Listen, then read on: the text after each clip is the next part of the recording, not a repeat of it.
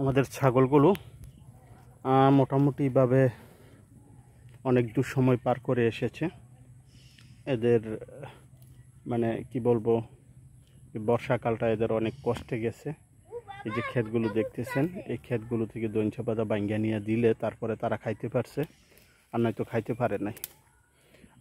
তো বর্ষা শেষ হয়ে গেছে, পানি শুকিয়ে গেছে। এখন ছাগলগুলো রাইনা এখানে ছাইরা দিলে এরা নিজেরাই নিজেদের খাবার নিজেরাই সংগ্রহ করে এইভাবে খায়। পরিবেশটা খুব ভালো লাগে। দেখেন না কি রকম, একেবারে কে কার আগে খাইব এটা নিয়ে কিন্তু তারা মোটামুটিভাবে মানে প্রতিযোগিতা শুরু করে দিছে।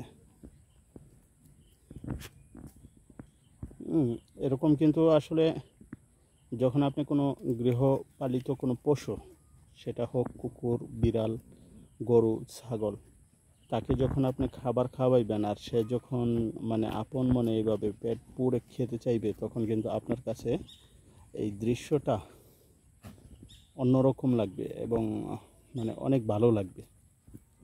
তো আমার কাছেও কিন্তু এই দৃশ্যটা অনেক ভালো লাগতেছে, কারণ হচ্ছে এদেরকে তো আমি পালন করতেছি, তাই না? আর এরা সব সময় আমার পিছনে পিছনে ছুটে। দেখবেন, একটু দেখাই যদি, দেখছেন আমি এই সাইডে চলে আসছি, তো এরাও ছুটে এসেছে।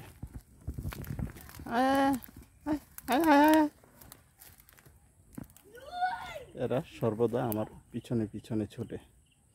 এটা কিন্তু মানে কি বলবো, যে প্রভু ভক্তি যাকে বলে আর কি, একটি ছাগল তার মনিবের জন্য কতটা পাগল পারা।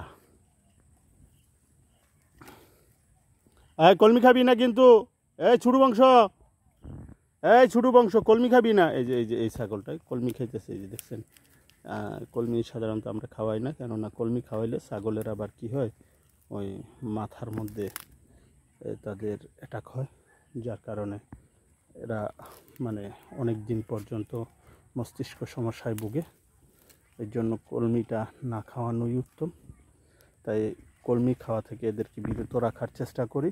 আপনারা যারা ছাগল পালন করেন তারাও চেষ্টা করবেন সবসময় যেন এই কলমি ছাগল না খায়, সেদিকে খেয়াল রাখতে।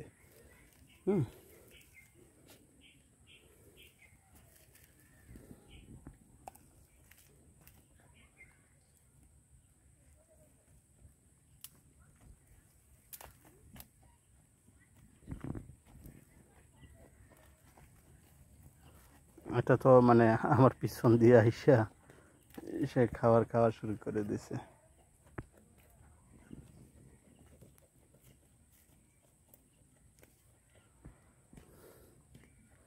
যাই হোক, ছাগল পালন অতিশয় কঠিন একটি কাজ, কিন্তু ছাগল যদি জাতের হয় তাহলে কিন্তু খুব সোজা। তবে একটা কথা কি জানেন, ছাগল পালন করা কিন্তু সুন্নাত। রাসূল সাল্লাল্লাহু আলাইহি ওয়াসাল্লাম তার জীবনের কিছুটা সময় এই ছাগল পালনের পিছনে ব্যয় করেছিলেন।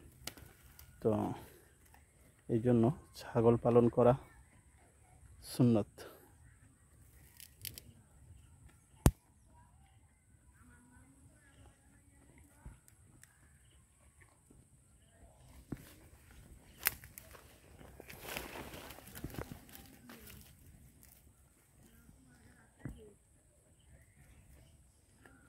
তো আপনারাও ছাগল পালন করবেন। আর আরেকটা কথা হচ্ছে কি, ছাগল পালন করা কিন্তু অতিশয় লাভের ব্যাপার।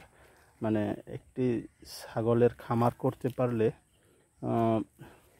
গরু বা হাঁস মুরগি যাই বলেন, সবচাইতে বেশি লাভবান হচ্ছে ছাগলের খামারে হতে পারবেন।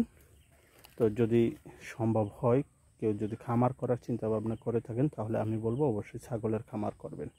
তো আমারও লক্ষ্য আসলে ছাগলের খামার করা। আপাতত আমাদের এই 3 জন আছে এই ছাগল ফ্যামিলিতে।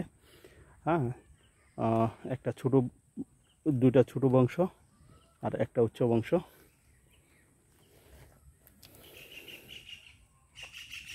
এদের নিয়ে আপাতত আমাদের খামারের পথ চলা। সামনে ইনশাআল্লাহ দিনকে দিন আরও বড় করব আমাদের এই খামার, সেটা অবশ্যই আপনাদেরকে দেখাবো।